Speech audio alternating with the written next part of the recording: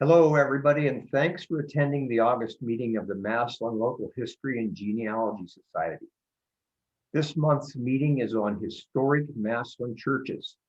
We've picked 4 churches for our presentation: St. Mary's Catholic Church, the First United Methodist Church, St. Joseph's Catholic Church, and St. Timothy's Episcopal Church. All of the churches are on the National Registry of Historic Places. We have an hour, so let's go ahead and get started. Carol Engelhardt will start the program with a history of St. Mary's. Hello and welcome to everyone.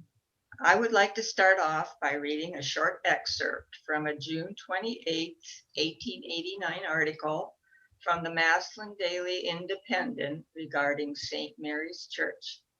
And I quote, "As one shoots from between the hills on the Fort Wayne Railroad and into Massillon, the eye first meets the gleaming walls of St. Mary's Church.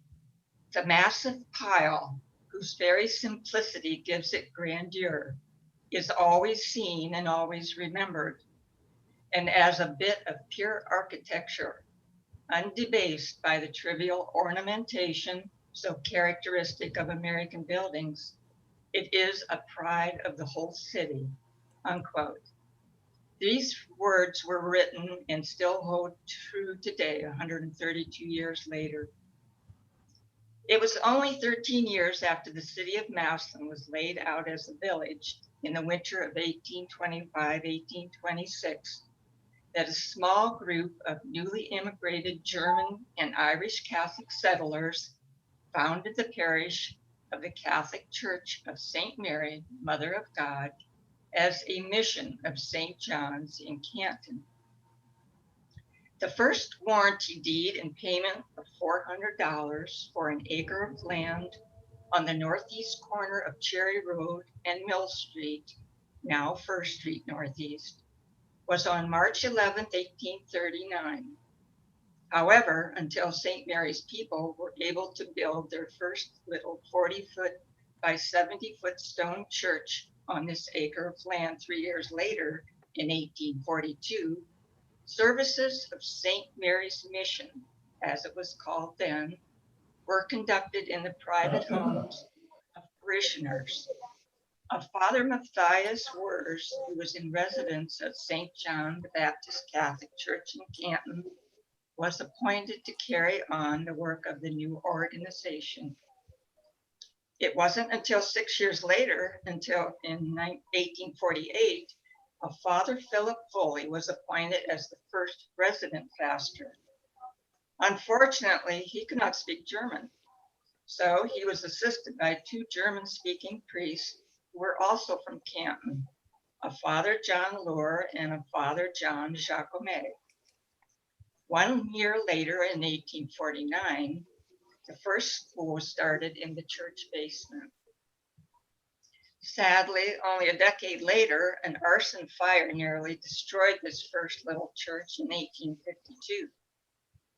From the same Indy article of 1889, I quote, "When the question of rebuilding was agitated, the church divided into parties, one favoring the old location and the other anew," unquote. So at this time, the English-speaking members of the parish separated and organized a new congregation to form St. Joseph Mission, now known as the St. Joseph's, while those of German descent reconstructed and enlarged the church building, which then stood for over 20 years until plans for a new, much larger church began to take place under the direction of a Reverend Joseph Lies and later his successor, the Reverend James Kuhn. The cornerstone for the new church was laid on September 10th, 1876, in honor of the Mother of God on the site of the previous old raised church. The architect credited for the design of the new church was Leon Beaver from Dayton, Ohio. He was assisted in design by Massillon resident John Vermont, who later designed St. Joseph's Catholic Church and is buried in St. Mary's Cemetery. Towering over the city of Massillon, St. Mary's has long been a local landmark. The iconic Gothic Revival-style church with a strong French influence has a facade of two nearly identical towers and a Latin cross floor plan. It was constructed of sandstone from local Massillon quarries, and its nave is supported by 14 stone pillars. Teams of horses pulled wagons loaded with quarry stones to the site, where two stone cutters cut them to size. The church was first used in the spring of 1880, but due to lack of funds, the completion of both towers at a cost of $17,000 was not realized until 1913. To the east of the church sits the brick rectory, which was constructed in 1902 with two round towers originally topped with conical roofs, the tips of which were removed when a new roof was installed years later. No longer in use today, 4 iron bells in the southwest tower tolled their beautiful sounds for decades. One was cast in Cincinnati in 1853. 3 were cast in Baltimore in 1878. The largest bell was called the Joseph Bell. Its German inscription translates, "I am baptized in honor of Saint Joseph, and it gives me great joy to honor Jesus Christ with my metal tongue and harmonious songs." The second largest bell was the Elizabeth Bell, named after Elizabeth Witt, a former parishioner now buried in St. Mary's Cemetery. Its German inscription translates, "I was named the Elizabeth Bell as a voice from the Holy Land's Savior. Remind the people to do penance so their souls can partake of the heavenly life hereafter." The third largest was the Guardian Angel Bell.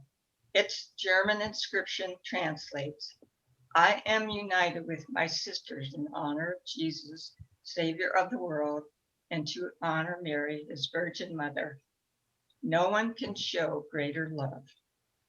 The smallest and oldest bell was inscribed simply in English, cast by George L. Hanks, Cincinnati, 1853. All the bells rang out on solemn occasions.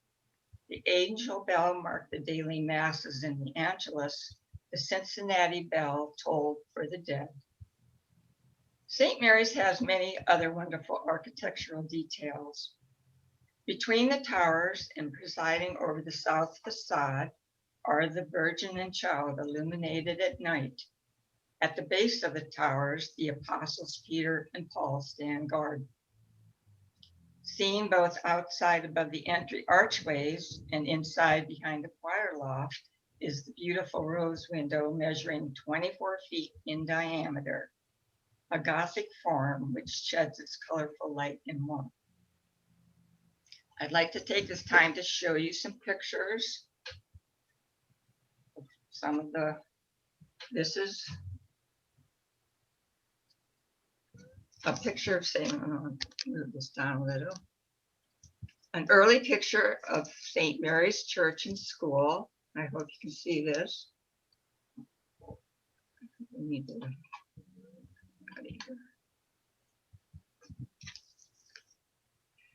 You can see that the towers have not been added up here on either side. It has a wood fence going down Cherry Road around to First Street. It looks like it has a sidewalk. However, I believe it might just be a wooden sidewalk. I don't know if it's cement. And of course, here you can see the dirt road. This one is a little bit darker. You can see here again that the towers have not been built. And here is the rectory with the conical tips. And this is what was removed later in the years when the roof went bad and they had to replace it.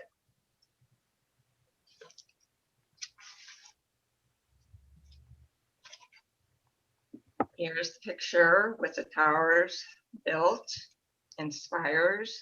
This was done in the early 1900s when they were able to amass enough money to finish the towers.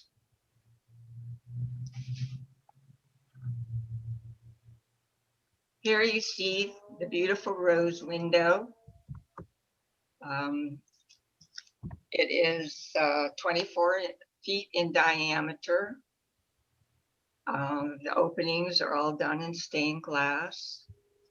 And I have what they call a scalable vector graphic file, and this shows you a better idea of what the design of the window is.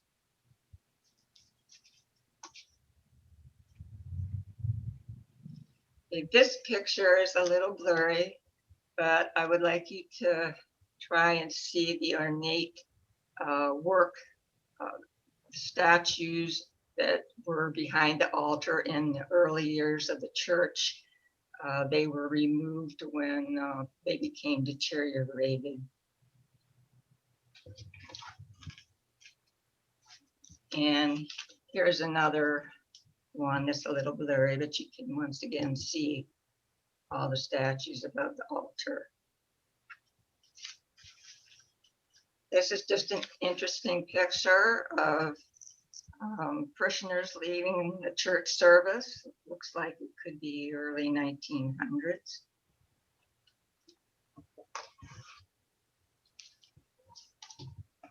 This is a picture of the Heitcher Funeral Home Hearse. What's interesting about this picture, and I'm sure you probably can't see it, but there's like 3 doors or windows, and each door or window has a statue behind it. I believe this is a statue of Mary, the Virgin Mother, but I couldn't make out what the other statues were. And this is a picture of the beautiful windows above the main altar. They are the Joyful Mysteries. And these are some of the arches, Gothic architecture here.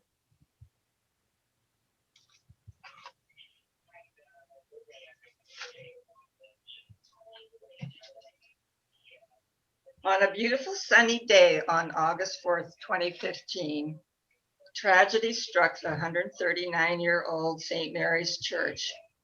A fire broke out and gutted the baptistry and the national shrine to St. Dymphna, a medieval Irish virgin martyr and patron saint of nervous and emotional disorders, which people all over the world came to visit. Flames were contained to the east steeple, but heavy smoke and heat damage caused damage throughout the interior of the building. The cause of the fire was ruled undetermined, and fortunately no injuries were reported.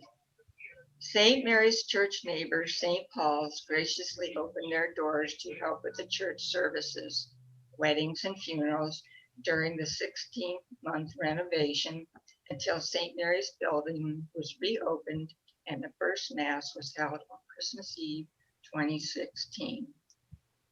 In 1979, St. Mary's was listed on the National Register of Historic Places. The 3 other churches being represented here today also hold that distinction. I hope you've enjoyed hearing about some of the history of St. Mary's Church, and that concludes my talk. Thank you for listening. Carol, thank you very much. That was wonderful. Thank you. Our next speaker is Sandy Buttacavalli. She's going to be speaking to us about the United Methodist Church. Hello. I am currently the historian for First United Methodist Church. However, that doesn't make me a font of information regarding the history. I just know where to find the answers if you have questions. Most of the information I'm giving you today has been compiled by one of our former historians, Fred Wilson, who many of people in Massillon may have remembered as being a photographer of Amish barn raisings in town. He was in the midst of writing a manuscript about the history of Methodism in Massillon, and more specifically First Church. So I have his manuscript. It was never finished. He died before he was able to finish it. But that's where most of my information is coming from. Methodism has been in Massillon since about 1810. And at that point, we were being serviced by circuit riders. But by 1880, the church had become organized as the First Methodist Episcopal Church in Massillon. At that time, we were meeting in people's homes and then in other buildings, one building being a former brewery in town. We also spent time from 1820 to 1840 sharing a building with the Masons. They then bought a building from a defunct Baptist congregation, which was an actual church building, but it was in pretty bad shape. And as the congregation grew, they decided it was time to build their own building to service their needs. A lot was purchased on the corner of Main and East Street, which is now Lincoln Way and 3rd. It was a partial lot. It was a 75-foot by 140-foot parcel for $4,800. And they began fundraising. And it didn't take long before they finally had $15,000 of subscriptions, which I guess would be the same as pledges. And they decided to start looking for an architect. They picked Jacob Snyder from Akron. He was well known in the church circles as being for his church designs. He designed the first Methodist church in Akron. And once they had that in place, they chose John Meinhardt of Massillon to be the contractor for his excavation and stonework. John was well known locally. He helped build the Union School in town and also the Worcester Courthouse. By June of 1883, the cornerstone was laid and building began. Evidently, there was one person who was not real happy about the building. The Canton Repository had a news article with Dateline Massillon, September 11th, I'm not quite sure what year. And it reads, Lieutenant Governor Warwick had a narrow escape on Tuesday night while driving on Main Street opposite the new Methodist church. He drove over a pile of lumber, which occupied a large portion of the street, upsetting the buggy, turning it bottom upwards, and throwing the governor to the ground, but fortunately receiving no injury. He held on to the lines and prevented his spirited horse from getting away. So evidently not everybody was real happy, but building went on.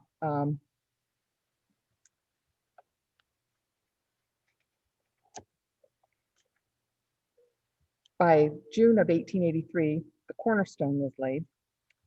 And by December of 1884, the first service was held in the basement, which lasted about 2 weeks and was followed by December 28th of 1884, the services were moved to the lecture hall, which was located behind the sanctuary. And they continued meeting there until the auditorium was completed. A tower was erected for the town clock, and I'll talk more about that in a minute. By mid-December, the bell had been placed in the belfry, and work continued to be, and money continued to be raised. By October 1888, the new organ from Johnson and Company of Westfield, Massachusetts was ordered. It cost $3,300 and was delivered by December 7th of 1888. That was interesting, the description of this new organ. It supposedly weighed 7 tons, stood 25 feet tall.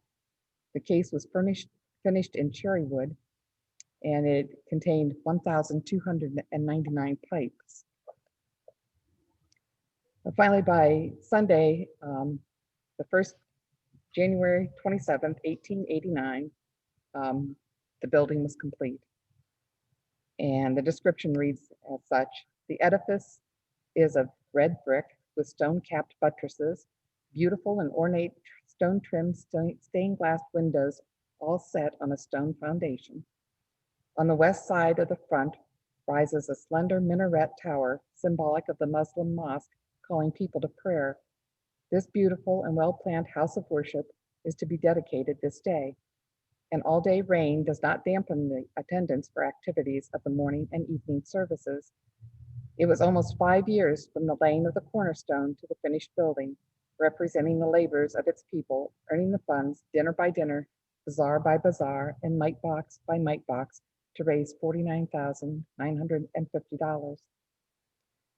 The first pastor in the new church, Reverend John Wilson, gave a financial report and showed that the total cost had come to $50,500, with $44,000 already paid, leaving a deficit of $6,500. During his service, in the first 1.5 hours, they raised $6,000, and by the conclusion of the service, they raised the additional $500, leaving the building free and clear. Now, the clock tower, which is one of the most visual aspects of the church, becoming a landmark. It was Joseph Coleman who lived across the street in the building that was the military museum. He was also a member of the church, and he was a local jeweler. And he was very, very concerned about the time, letting people know what time it was. In those days, most people didn't have watches, and those that did needed someplace where they could set their watches on a time so that everybody was at the same place. He had purchased a chronometer, which is usually used by seamen to help them navigate. It's almost like a GPS type of a thing, which he kept in the window of his jewelry shop so that people could come by and set their watches to that. So he was very concerned with them having a town clock, and a group of people, citizens, had put together a petition which they sent to the city council to put a town clock in the ME church. That petition was referred to the Ways and Means Committee, and they responded by saying that they had $1,500 in their coffers, and they finally resolved an appropriation of $800 to go toward the city clock. The clock was purchased from the E. Howard Clock Company in Boston. Now the clock faces are actually rather unique, as I was finding out. Up to that point, clocks usually had numbers around the clock faces to delineate the number, the hours and the minutes. But there was a lot of thought going around that people weren't actually telling time by looking at numbers. They were telling time by looking at where the hands were pointing to. And Joseph's idea was, a clock as far away as the clock tower, people weren't going to be looking at numbers, and you wouldn't be able to tell them numbers. So the best bet would be to use strikes or slashes instead of numbers. So he designed the clock faces. They were slightly more than 6 foot across. They were made of white pine painted black with white strokes at each hour and smaller marks at each minute. And then the wooden hands were also painted white. Mr. Wilson had checked in with the patent offices and found that Mr. Coleman had not patented his clock faces, but neither had anyone else patented that type of a clock face. And there's a good chance that we may have the only city clock faces that are made that way. So it's a unique thing for the church. By January of 1885, the clock was installed. Council paid $800. And 6 months later, they decided to pay Joseph Coleman $50 a year to maintain the clock, which meant that it had to be wound once a week, and the pendulum regulated to keep the right time. The church is now complete. The town clock is faithfully chiming the hours, and all is right with the world until Friday the 13th in May of 1892. About 1:20 a.m., two boys passed by the church on their way home and saw smoke. They ran to the central engine house to give the alarm. The Emmy Church is on fire. Hose Company number 1 responded and laid 3 lines at the northwest corner, 3rd and Lincoln Way. Companies number 5, 2, and 4 also responded and laid lines. I guess there was a problem. There didn't seem to be enough water pressure. There's a lot of controversy on whether that or not that was true, and if so, who was responsible for that. But at any rate, by 1:30, 10 minutes after the alarm went out, the slate roof gave way, and not only was there smoke, there was flames shooting into the sky. The spire fell into the ruins with the clock and the bell. And later, when they were able to get through the ruins and found the clock, they found that this clock had stopped at 7 minutes before 2. In less than 2 hours, there was nothing left but a smoldering heap of ashes. Now, of course, a fire attracts a lot of people, and a lot of those people were congregants of First Church, and they met in the front yard of the house across the street, which is now the parking lot of the bank. And they decided that they were going to rebuild, and they started collecting pledges at that point in time. And nobody knows quite how the fire started. There had been some painters in earlier in the day. There had been a Sunday school class that had met that evening, but the janitor, before he left, said that he checked the boiler and the fire was out. He checked the gas lights and none of them were burning. And he left about 9:30. The fire was not noticed until 1:20 the next morning. So the conclusion was that it may have been spontaneous combustion. In the aftermath of the fire, a lot of churches around the area had offered their church buildings for services, but the trustees decided to meet again at the music hall, which they had used before. They started raising money. John Meinhardt, who had laid the stonework of the original building, came in and assessed everything.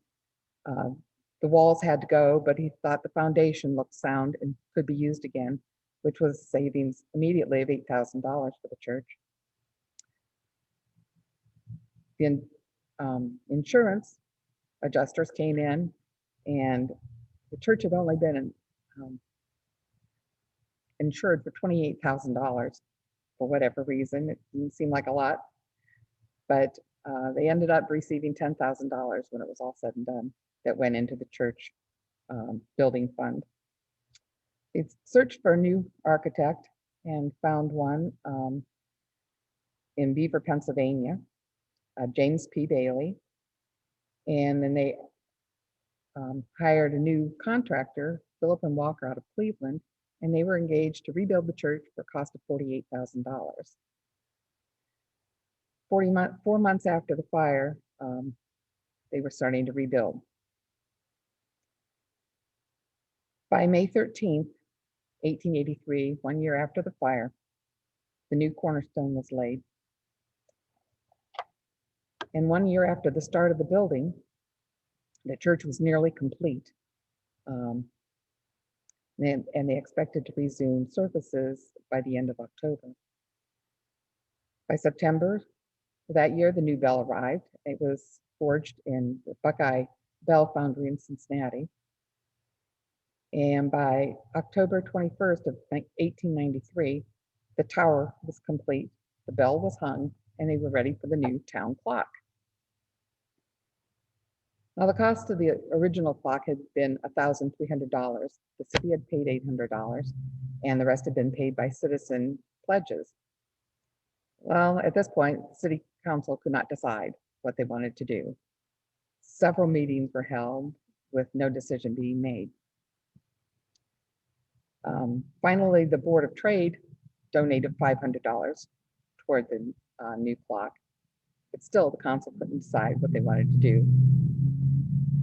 There was a new election in 1895, new council members, and new hope that maybe a decision finally would be made, and no such luck. Joseph Coleman, who had been taking care of the clock before, got a little tired of the whole thing. He wanted a new clock in place before the dedication of the building. So with the $500 that had already been donated, he ordered the clock on his own. He ordered it again from the Howard Clock Company, same clock as before. And he duplicated the clock faces. And in June of 1895, the new clock arrives and is placed in the tower. The balance now is approximately $350. Finally, council decided to go ahead and pay that. Now, Joseph Coleman continued to service the clock for 40 years until his death in 1929. And he was followed by Albert Coleman, his son, who was then followed by Glenn P. Heckert, who was also a local jeweler. Some facts about the clock. It stands 35 feet above the sidewalk. There are 80 steps to go up to get there to weekly wind the clock. The strike weight of the clock weighed 850 pounds. The train weight weighed 250 pounds. The pendulum is 6 foot long and weighs 80 pounds. And there's 150 feet of wire cable. Republic Steel had donated the highly polished stainless steel for the hands and the hour strokes. And we finally was able to illuminate it in 1935. A new organ was ordered. A Mr. L.K.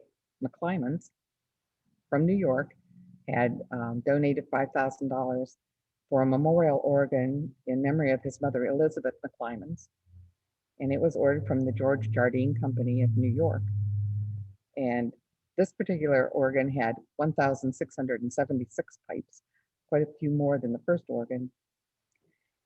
It was finally installed as the building was finally getting close to being completed, and an inaugural concert was held on June 21st, 1895. Frederick Archer, who was a well-known organist of period, came in to play the organ, and a chorus was made up of members of all the choirs in the city, and that choir was made up of about 100 members. It was a very well-received concert. The church was packed from all accounts. And then the following Sunday, June 23rd, 1895, the final dedication services were held. A report was given at that time about the finances. And total amount of the church at that point in time was $70,743.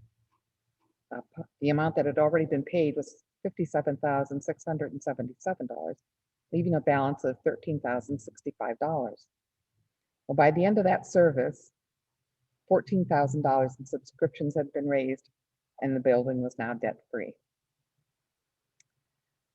The building has gone through a lot of changes over the years. In 1921, the church was renovated and remodeled. The basement under the sanctuary had only been partially excavated by that point in time. So they completed the excavation, put in a new kitchen, dining area, and a gymnasium was installed. And I understand that we had the gymnasium was there until the new YMCA was built, and they closed up the gymnasium and put in 3 classrooms in that spot. The education wing that you see to the east side of the building was constructed in 1957, and we replaced the organ in 1972. The building was placed on the National Registry of Historic Places on August 22nd of 1985. Do you want to tell you a little bit about the current clock situation? the clock is not working anymore. The clock faces are rotting away. The cables holding the weights, one gave way, and the weight's now at the bottom of the tower. And the clock just is not working well at all. We started a fundraising campaign during our bicentennial a few years ago, and we raised $10,000 through members of the church and the community members, which are being held in a restricted account. But the estimate that we received about 5 or 6 years ago was for $30,000 to replace the clock and restore it to the way it had been. Things have gotten in the way, and we have not done anything about it, but we're starting to look back into it again and trying to get some estimates on maybe doing something a little less than what we had before, and see if we can get that cost down. We really do need to do something with that section up there because the faces are really in bad shape. And we would like to put the clock back up. The city, however, has no interest whatsoever in helping replace the city clock. That's all I have. There's so much more information. I do want to put this out there for those of you who do genealogy and may have had former, ancestors who were members of the church. If you're looking for some information, I might be able to help. Just contact the church and see what I can do for you. Thank you. Sandy, thank you very much. Very interesting presentation. Thank you for doing it for us this afternoon. Next up is Mr. David Harding. He's going to speak to us about the history of St. Joseph's Catholic Cemetery or Catholic Church. Well, first of all, thank you for inviting me to be here today. St. Joseph parishioners began their history in the year 1854, when the Catholics of Irish descent in Massillon had a brouhaha with the predominantly German-speaking St. Mary's Parish.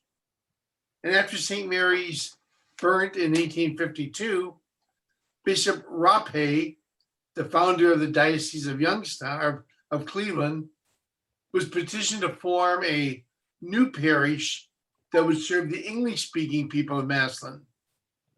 Now, this request was granted, and St. Joseph was established as a mission of St. Mary's Church.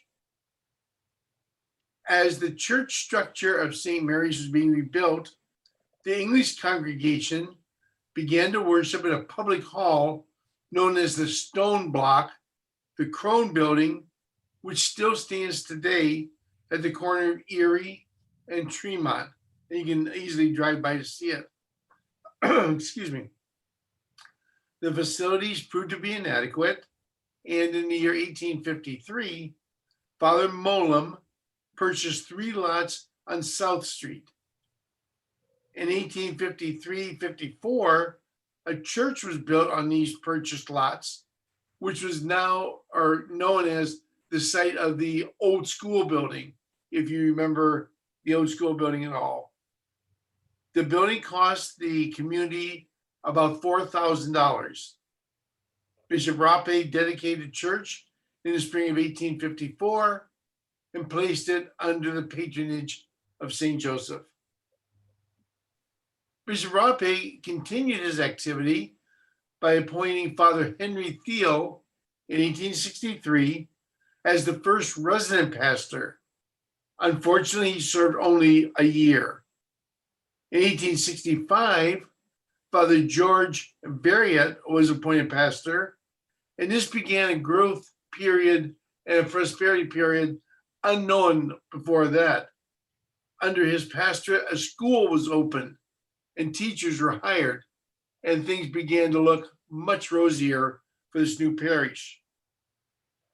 In 1892, Father W.F.W. Mahone was appointed pastor, and the actual building of the new St. Joseph began. It was completed in 1892 under his careful guidance. Not only did he construct the present church building, he had the old church turned into a school building, which I attended. And the old school became a convent for sisters who taught at their school. This building was located to the immediate east of the old school building. He also had a rectory built, which still stands today. The architect who designed St. Joseph's Church was J.B. Vernon. In 1891, he was hired to plan and construct the present church. Now, the plans were originally considered to be totally original, but they were also based on a Gothic style of the 13th century. The cost of the building of St. Joseph, the one you can drive by and see today, was $30,000, an enormous sum back in the day. And it was completed in April of 1892. St. Joseph went through some hard times when the Depression hit in the 1929 era. The parish went deeply into debt, and the pastor then, Father Casey, pleaded with the parishioners to help relieve the debt by loaning money to the church. They did so, and it came in mostly in change.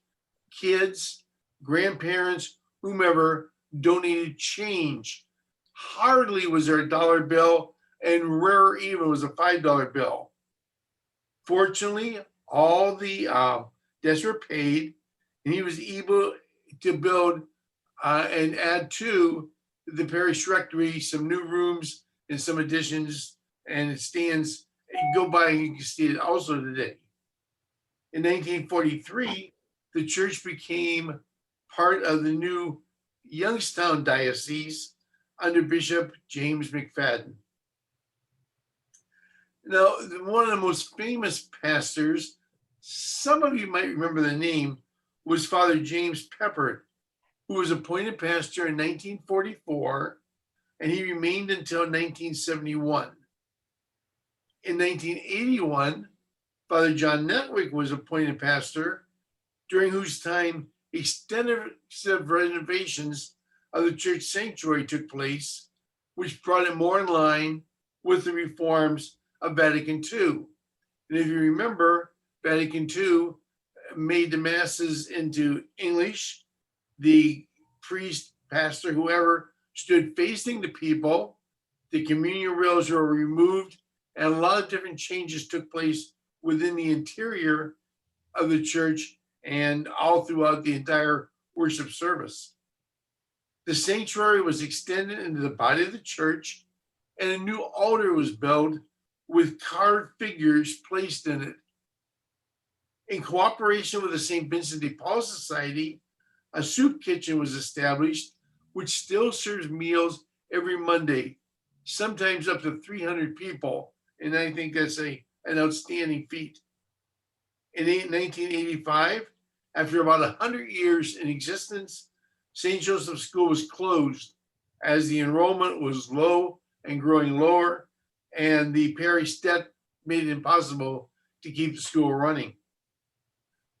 In 1986, the current pastor, Father Raymond Paul, was appointed pastor. After assuming his pastorate, he was able to help St. Joseph overcome its debt problem. And within several years, the church became totally debt-free and remains so even today. He had some extensive renovations made on the interior of the church. He restored the church windows, added air conditioning, painting, some new artwork, the carpeting, and restored some of the statues. As a pastor, Father Paul is greatly loved by his parishioners, who stand like a, quote, wall of brass around him, which is a St. Joseph standard and trademark. In 2010, St. Joseph was added to the Historical Site Registry, and we're very proud of that accomplishment. Politically, the church has remained pretty involved with Massillon community. Many mayors, including the present one, have attended that church and called it their own. And as far as the ecumenism goes, the church still has a major outreach program. It has an AA site meeting almost every day of the week. It helps with the people in the community low, close to it, farther away, with illness, with poverty, whatever. So I'm very proud to call myself a member of the church. I hope you feel something akin to a knowledge of it today. Thank you again for inviting me. Thank you, David. Nice presentation. I really appreciate you doing that for us today. Our next presenter is Marty Vogt. She will be talking about St. Timothy's Episcopal Church. Hello. I hope you know St. Timothy's Church. It's the very Anglican-looking building up on the hill at the corner of Tremont and 3rd Street Southeast. It's the one with the red doors. People always say that. James Duncan set aside that property, lot number 4, when he founded his town of Massillon in 1826, and he was on our first vestry. Like many of our big downtown churches, we were formed in the mid-1830s. We dated our incorporation in 1834, but we didn't really sign it and turn it in until 1836. The cornerstone was laid in September of that year for our first stone church. There was a financial panic across the nation shortly after that, and so the first church wasn't completed until 1843. It too was stone and didn't last very long. However, in 1889, St. Timothy's built a small chapel on Wellman Street. It looks like a house, and it did in the very beginning. It was the first African-American Episcopal church in the Diocese of Ohio. And it cost $2,260.63 actually. A third of that was raised by the African Americans in our community who wanted that church. A third of the money was raised by the St. Timothy's people, and a third came in from general citizens of Massillon. They had afternoon services there because Reverend Kemp from St. Timothy's was at St. Timothy's in the morning, and he preached in the afternoon, and his wife played the organ there. Wright Walker, a freed slave, was one of those parishioners, and he later became very much a beloved part of St. Timothy's, as well as several other families who in 1897 came to St. Timothy's with the closing of Grace Chapel. By 1892, we discovered that the very soft sandstone that was quarried all around Massillon was deteriorating at the original St. Timothy's Church. And so on Christmas Eve of that year, we held our last service in the old church and moved our services to Grace Chapel on Wellman Avenue until 1895, when our parish hall was completed. We built the parish hall, the current parish hall first, and then the church that we all know today, where the Easter Sunday service in 1898 was the first time we used the building that we use now. And it was consecrated a year later. It wasn't really finished and consecrated until New Year's Eve, 1899. Why did it take so long? Another financial panic. So St. Timothy's didn't have very good timing when it was building its buildings. Well, that brings us to our beautiful stained glass windows. I think we're kind of known for those. They were all installed between 1902 and 1915, donated by prominent Massillon families.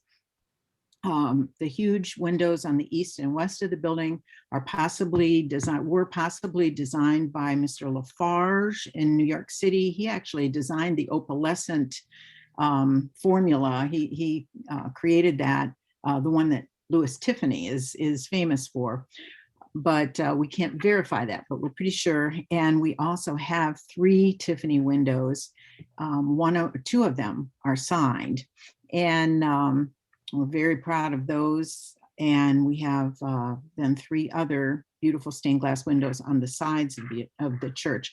One you can see behind me was donated by one of my heroes, Carolyn McCullough Everhart. I'll tell you about her in a minute. And all of our windows were restored in 2002. They were buckling, and that plastic that we used to put on the windows had turned color because it was a 1972 version, and now we have beautiful clear plastic on the outside so that you can see our windows from the outside. In 1903, we formed a men and boys choir. Doesn't sound really stupendous, but there were 63 members, and they performed all over the community, not just in our own church.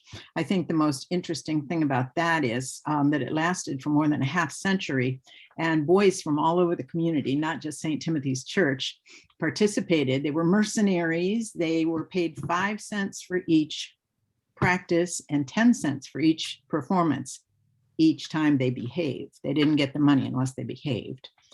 Our chancel was extended in 1909, and at that time we raised one of the huge windows, the one behind the altar.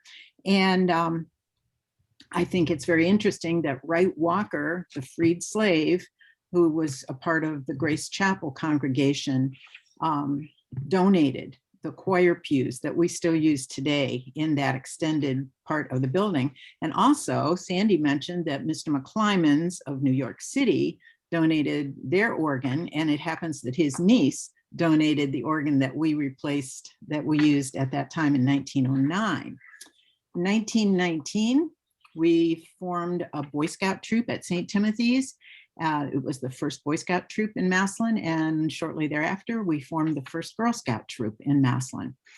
I think the most shocking thing about our Boy Scout troop is that, Louise, you should start smiling now. I see you there on the screen. The Boy Scouts had a rifle range in the basement of the church, right below the center aisle. So they practiced their shooting in the church, as did the Massillon Police Department in the early days. And I have another gun story for you. In 1931, there was a gangster assassination on Tremont Avenue, and Bill Kirklis was killed. He was a Greek Orthodox man, and we had no Greek Orthodox church at that time, and none of the churches wanted to have a gangster funeral, of course. But we got smart, and we just rented the church, absolved ourselves of any collaboration with the gangsters. And it was one of the biggest funerals ever in town. 100 long, sleek black cars were shipped in by train from Chicago alone, with his gangster buddies, along with his gangster buddies. In 1932, a much nicer tradition started at St. Timothy's. That's the year that Paul Brown decided that the Massillon Tigers should come for a prayer service before the McKinley game, and that continues today. We're very proud of that. Our music program has always been at the heart of our church, and in 1971, we installed a spectacular Chants organ, and we're looking for an organist now, so it would be a great opportunity for someone to play on a beautiful, beautiful instrument. Like the other churches that we've talked about today, we're on the National Register. We accomplished that in 1979. In 1981, Lillian Gish came and spoke, did the sermon basically. And she and her sister, also a famous movie actress, were confirmed and attended St. Timothy's as young women when they visited Massillon. And I got to be her chauffeur that day. Kind of a fun little moment in my life. In 1991, we held Paul Brown's funeral at St. Timothy's. And even as a parishioner, I couldn't go. I think that looks like a bunch of big guys when the Tiger team comes there on McKinley Day, but you should have seen the size of the men who came to the funeral. It was many, many NFL players. So those of us from the church watched from across the street. In addition to the Gishes and Paul Brown, our church has been home, the church home to many other notable people. John G. Warwick, who Sandy also mentioned, was a member of our church. He was a US congressman as well as being governor. And Ralph Regula, 2 US congressmen, part of our parish. Warwick died in office in his first year, and a century later, Ralph Regula was serving his 16th term. So kind of a different there. Ambassador Robert Pete Skinner, Cornelia Kelly Hood, one of the nation's first lady lawyers, and her brother, George V. Kelly, who earned the Congressional Medal of Honor. And Carolyn McCullough Everhard, who's the one who donated the window behind me. And she led the charge to successfully gain the right for Ohio women to vote in school and municipal elections in the 1890s, long before we had the national right. Interestingly, her home is now First Baptist Church here in Massillon. And I know I just have 1 minute, but I want to tell all of you church-loving people that the Community Candle Walk will be back this year, December 5th. It's a wonderful tradition that we've had in our community since 2001, and I'm hoping to see all of you there. Thank you so much. Marty, thank you very much. Nice presentation. And I want to thank everyone who joined our meeting today. I want to send out a special thank you to our 4 presentation givers, Carol Engelhardt, Sandy Buttacavoli, Marty Vogt, and David Hardy. The meeting is over officially as of now, but you're welcome to stay around after the meeting and chat some more about Massillon churches. And again, thank you all so much for attending today.